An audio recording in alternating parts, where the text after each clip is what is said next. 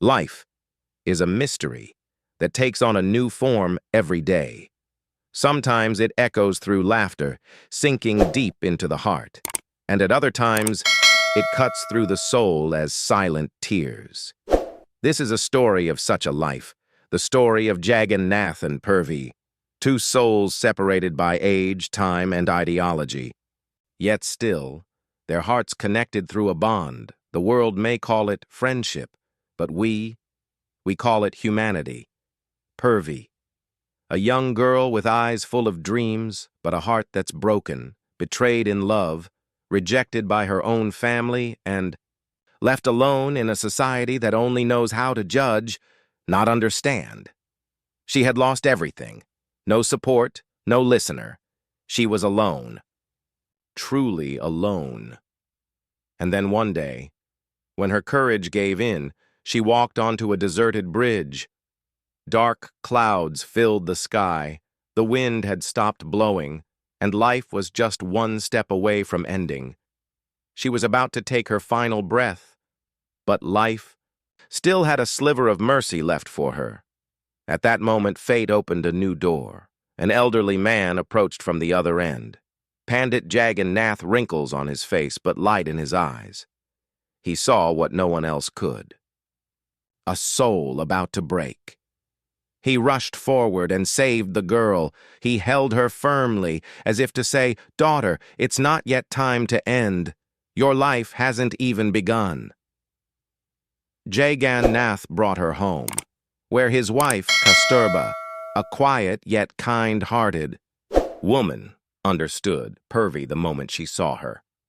For the first time, Purvi felt, maybe a mother isn't only the one who gives birth. Sometimes the one who shares your pain can also be a mother. That small house became a fortress for Purvi, where there were no accusations, no taunts, only belonging, silent reassurances, and the scent of warm tea.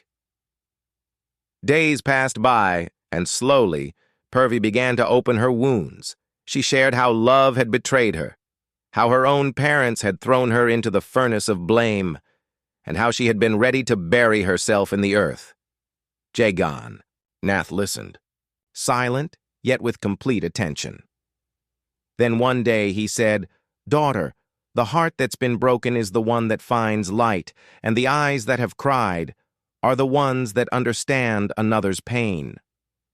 And so, despite the wide gap of age, a deep, pure friendship began to blossom.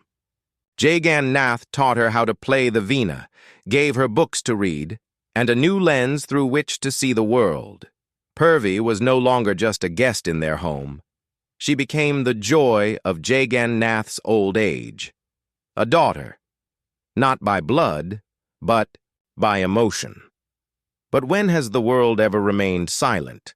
The neighbors began to talk. Relatives raised fingers. Why does an old couple keep a young girl in their home? Some mocked them, others doubted, but to every question, Jagannath had only one reply. When someone's house is on fire, you don't ask where the water came from. You just put out the flames. Purvi didn't need a house. She needed belonging.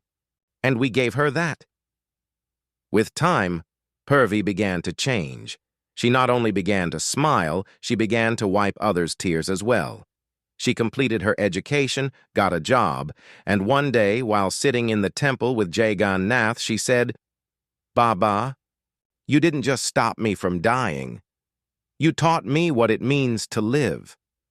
If it weren't for you, I would have just become another headline, just another suicide story." Jagannath smiled and replied, "And now you are a story, one that people will hear, learn from, and maybe your story will save someone else's life too."